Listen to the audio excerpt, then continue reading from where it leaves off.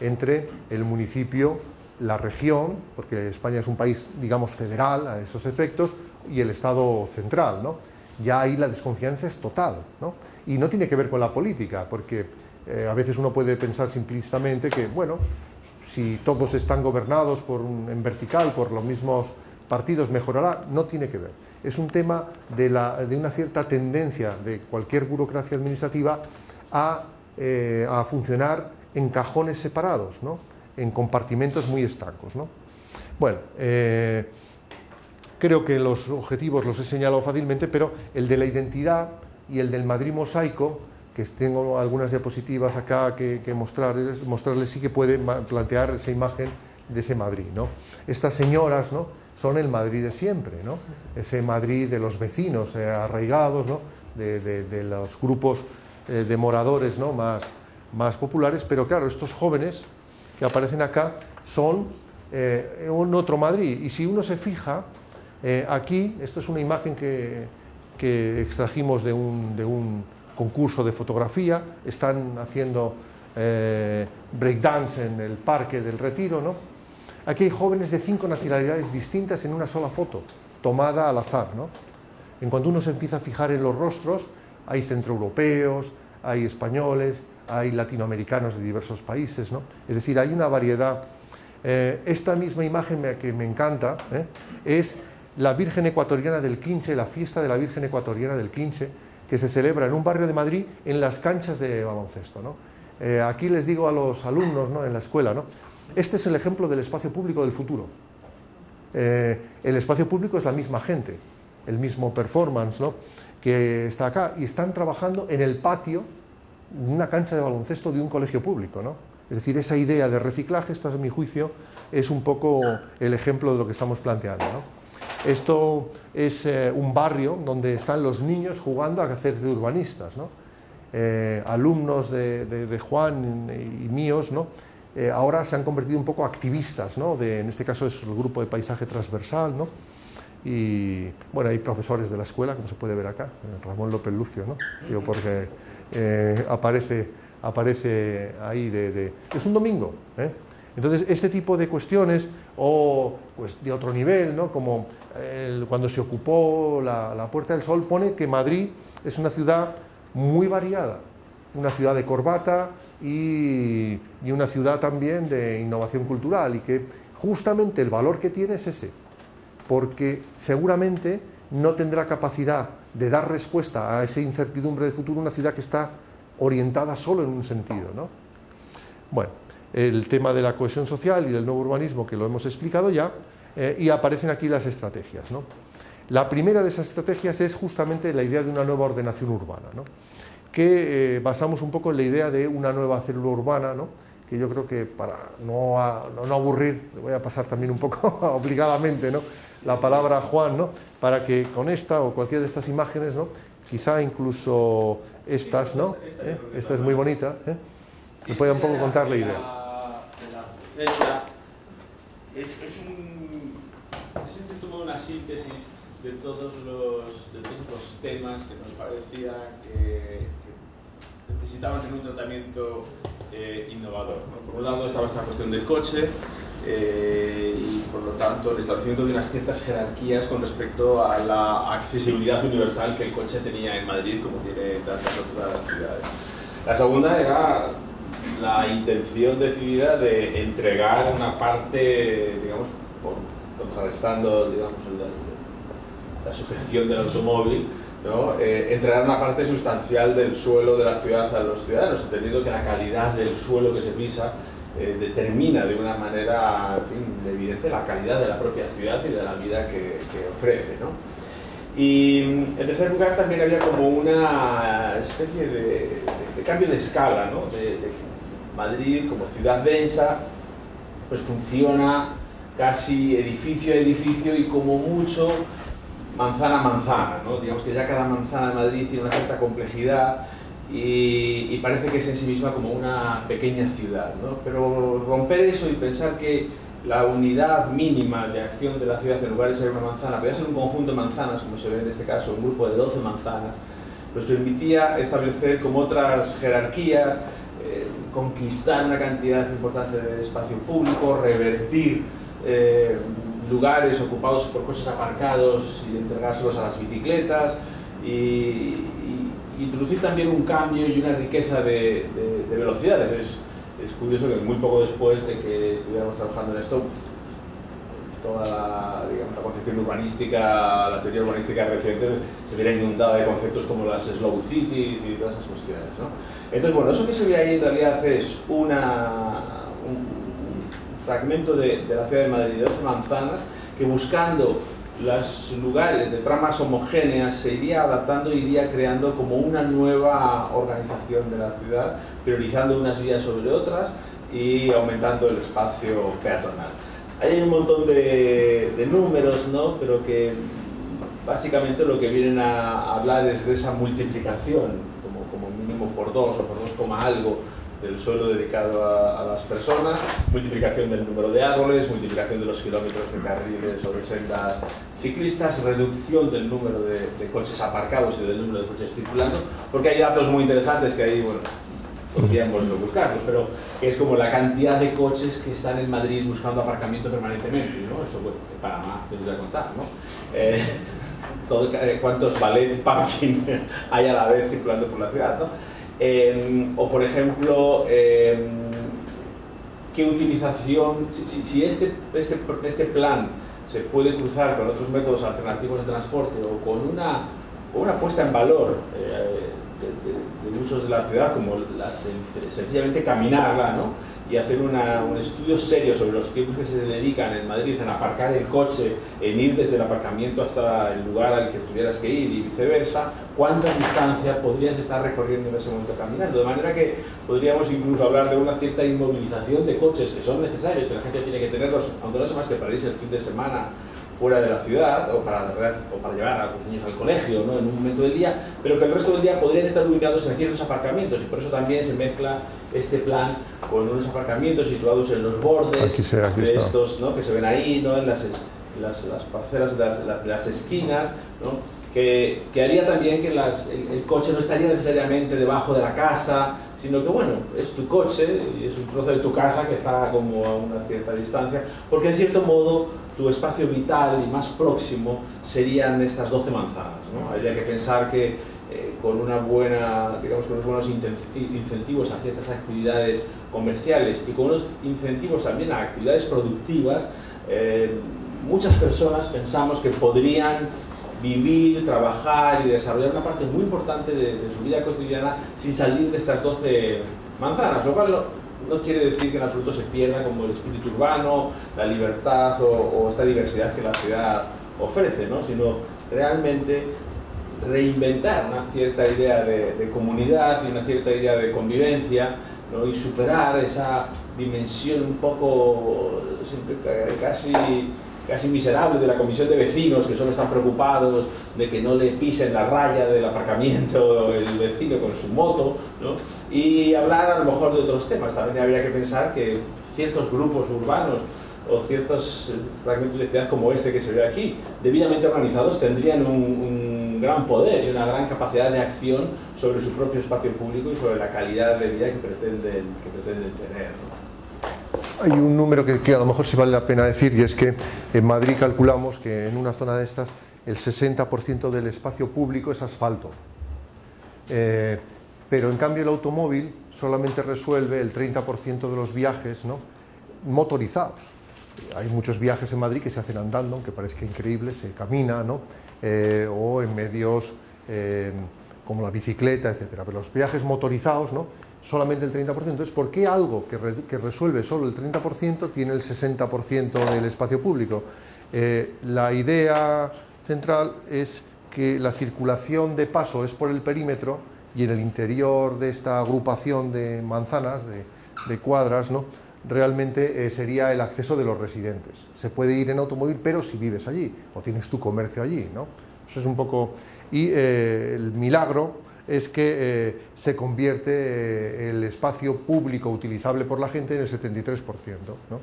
con lo cual es algo que se puede, el ayuntamiento está ensayando este tipo de procesos, pero muy lentamente, porque se tiene mucho miedo a ponerle límites al automóvil, esa es la verdad, ¿no?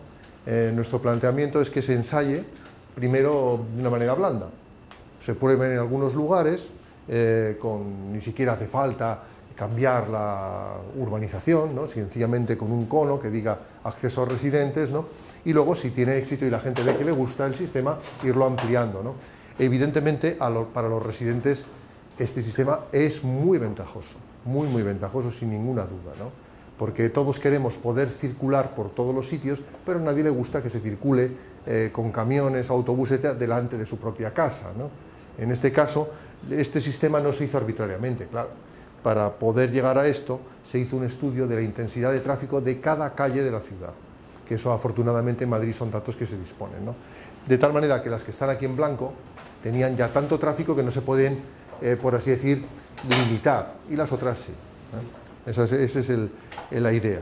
Esto mismo se traduce en la movilidad, una movilidad cada vez más basada también en medios que hasta ahora eran anecdóticos, como la bicicleta, ¿no? Que es un tema en Europa que arrasa, ¿no? Pero también sobre la idea del metro, ¿no? Una ciudad tan grande, con distancias tan grandes, el metro es clave, ¿no? Yo creo que están a punto de asistir en Panamá a una revolución urbana, ¿no? Que no se esperan. El metro va a ser un cambio muy importante en los hábitos, la forma de vida, la organización de la ciudad, ¿no?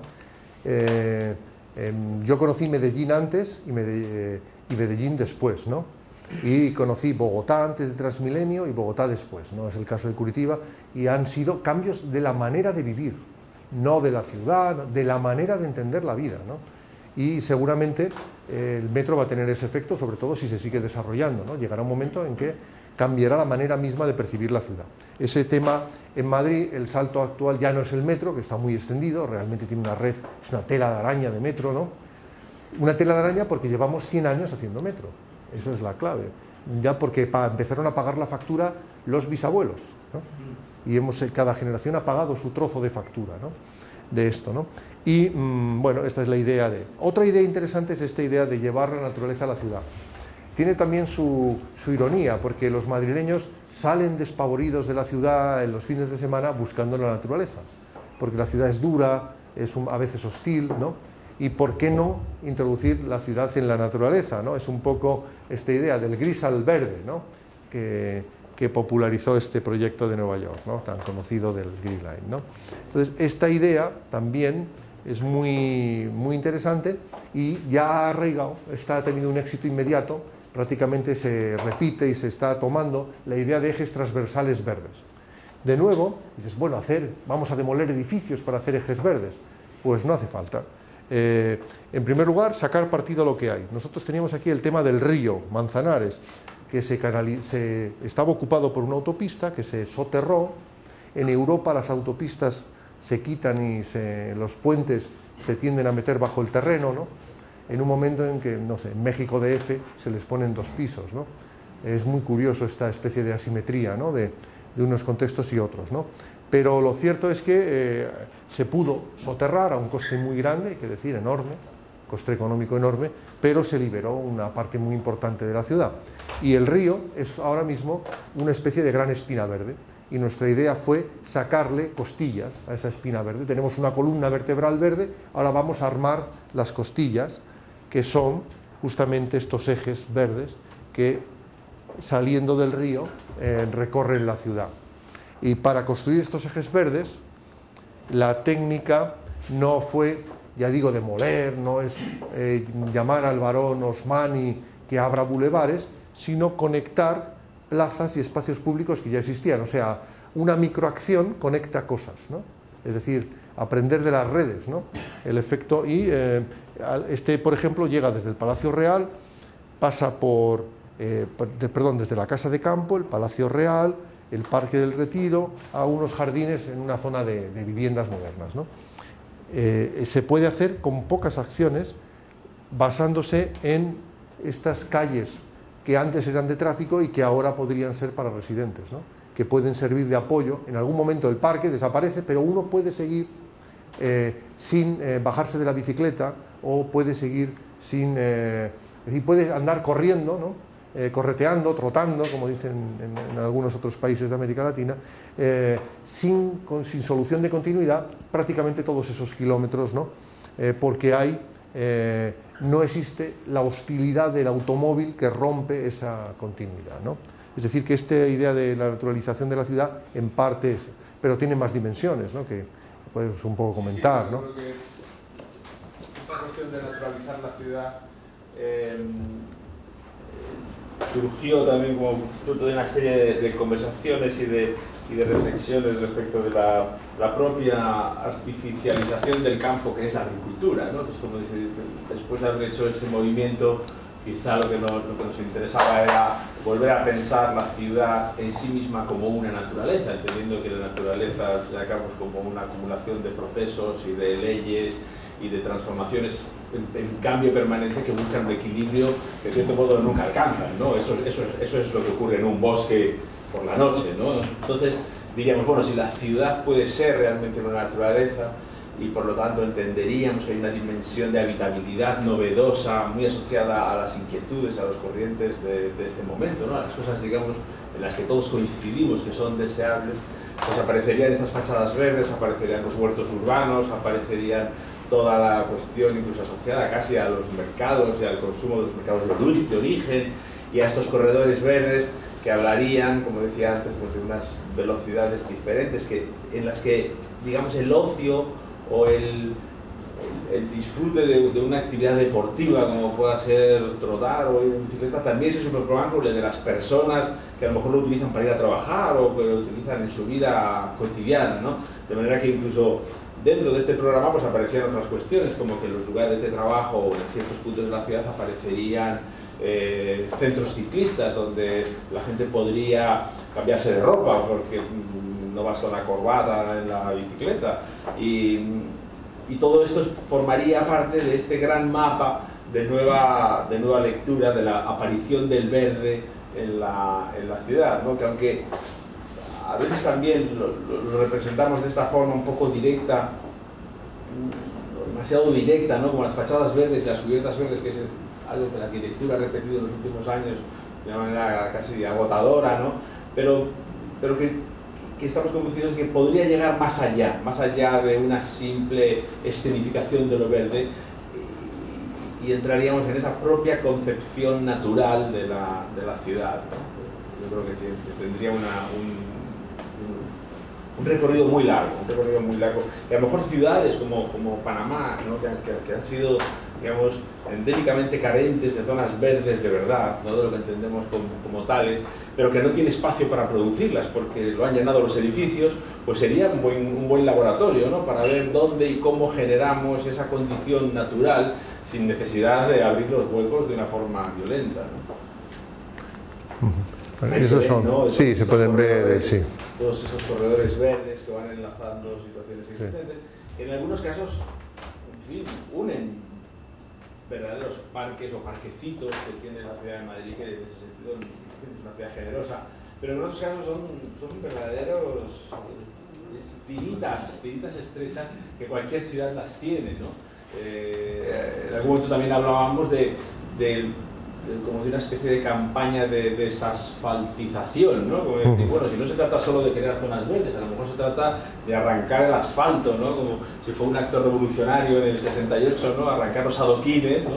Quizá redescubrir la naturaleza que la ciudad esterilizó pavimentando, ¿no? A lo mejor con despavimentar ya es suficiente en algunos casos, ¿no? Y ahí se ven algunos ejemplos de estas cosas. En un momento que se aprende en los dos sentidos, ¿no? Aquí, por ejemplo, está el orquidorama, ¿no? De Medellín, ¿no? Es decir, que es un proyecto ahora mismo muy querido y muy apreciado, ¿no? En Europa, ¿no? En España es conocido y es un proyecto sencillo, no muy costoso, ¿no? Inteligente, ¿no? Pero bueno, formas distintas. Al final el libro, el plan del centro, el proyecto Madrid Centro tenía también como un manual de instrucciones, ¿no? Con ejemplos y con ideas se pueden aplicar, ¿no? Lo mismo para el tema de la arquitectura y el reciclaje, donde se detectaban los lugares obviamente donde había mayor situación de deterioro urbano, y la sorpresa es, cuando hicimos el diagnóstico, de que había lugares donde la pobreza estaba enquistada. 20.000 viviendas de Madrid seguían sin tener baño, ¿no? 20.000, es una población entera, ¿no? ¿Qué había ocurrido con esas viviendas? Que nunca se habían arreglado. Vivían los madrileños muy pobres, se hicieron mayores, fallecieron y ocuparon esas viviendas inmigrantes recién llegados, ¿no? Con lo cual se produjo un recambio, ¿no?, de la miseria, ¿no?, una reproducción de... Entonces hay un momento en que hay que actuar. Aquí aparecían las áreas que detectábamos, ¿no? Pero en algunos casos son grandes áreas, ¿no? El sur del casco antiguo, en lugares muy cercanos a lugares emblemáticos, museos importantes, pues esconden esas circunstancias de miseria, ¿no? Siempre decimos un poco que no hay que buscar no hay que recorrer miles de kilómetros para encontrar el tercer mundo. Está a la vuelta de la esquina, en casa, muy frecuentemente, si se quiere y se tiene la sensibilidad de verlo, ¿no? Y ahí planteábamos estrategias de consolidación, de hibridación y de reorganización, es decir, en función, digamos, de las técnicas de trabajo en la rehabilitación. Yo creo que podemos acabar con uno de los temas más... ¿Si quieres comentar algo de este? ¿Un comentario sobre esto? Sí. Porque como está tan de moda la palabra reciclar, parece que ya no puede tener una componente, digamos, propositiva o radical, ¿no? Pero en realidad, por una explicación de nuestro contexto, reciclaje está aquí propuesto por oposición o un poco por poner en crisis el concepto de la rehabilitación. Es decir, las ciudades europeas han vivido décadas de rehabilitación, entendiendo la rehabilitación siempre como una cuestión de intervenciones, en fin, de recuperación de ciertas cosas o de completamiento de ciertas carencias, de manera que, bueno, pues aquello que no tenía la calidad, pues se le añadían cosas y, bueno, lo cierto es que los centros, especialmente los centros históricos, han tenido esa especie como de lifting, ¿no?, donde se han ido haciendo como pequeñas mejoras, pequeños añadidos para conseguir pequeñas adaptaciones a nuevos conceptos de calidad, pero se han quedado como exhaustos de todas estas intervenciones, ¿no? La idea de reciclaje, en realidad, cuando hablamos de esas cuestiones, tiene que ver con ambiciones arquitectónicas, con la utilización de la ciudad existente como un gran laboratorio de, digamos, de innovación en cuestiones tipológicas, en cuestiones programáticas, en cuestiones de formas de vida y de formas de trabajo. Quiere esto decir, por ejemplo, que si no tiene sentido hacer una distinción tan radical como se ha hecho históricamente con las cuestiones industriales, porque resulta que hay un porcentaje cada día más grande de industrias que no son tales industrias como las concebíamos hace 30 años o 40, sino que pueden ocurrir en cualquier lugar, si los trabajos, digamos, creativos pueden formar parte de la vida cotidiana y pueden estar, digamos, infiltrados en la residencia, si ya no es tan fácil establecer los límites entre cultura y comercio, entre trabajo y vida cotidiana, ¿no?, porque esta es nuestra oficina, etcétera, pues entonces cuando hablamos de reciclaje nos referimos a reintroducir en una corriente cotidiana, o sea, contemporánea, en todos los sentidos de la palabra, una ciudad que si nos descuidamos se nos va quedando obsoleta, porque lo único que nos preocupamos es como de la salubridad, que es algo esencial, por supuesto, pero también escaso en su ambición.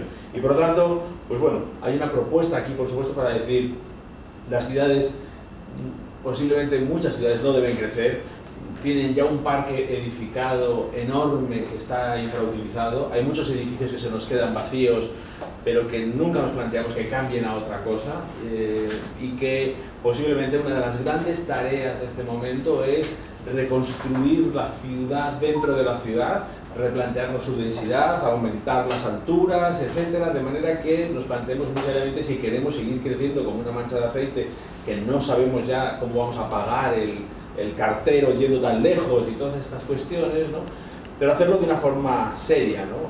Y en ese sentido, a lo mejor una cierta revolución tipológica sería muy recomendable, cosa que es muy difícil en ciudades como Madrid, porque hay una normativa que te dice de antemano qué es lo que puede ocurrir en ese edificio, y claro, te dicen una cosa como residencial, ¿no?, cuando casi ¿no? Cada día sabemos menos dónde vivimos o dónde trabajamos, ¿no? Y cosas de ese tipo. Por eso quiero como abrir un poco esa puerta de que la idea de reciclar tiene, yo creo que una dimensión muy profunda y grande de cara a cambios insospechados. No se trata digamos, de transformar en cosas que ya conocemos, sino pensar que posiblemente ocurrirán en las ciudades cosas completamente inesperadas, ¿no? En muy poco tiempo.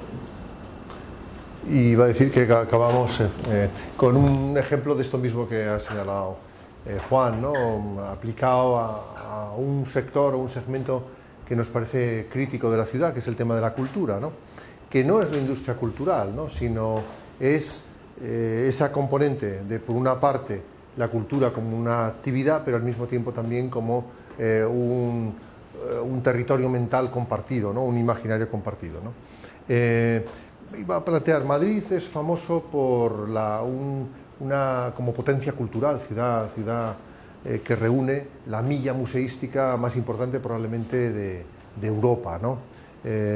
Con el Museo del Prado, digamos, a la cabeza, ¿no?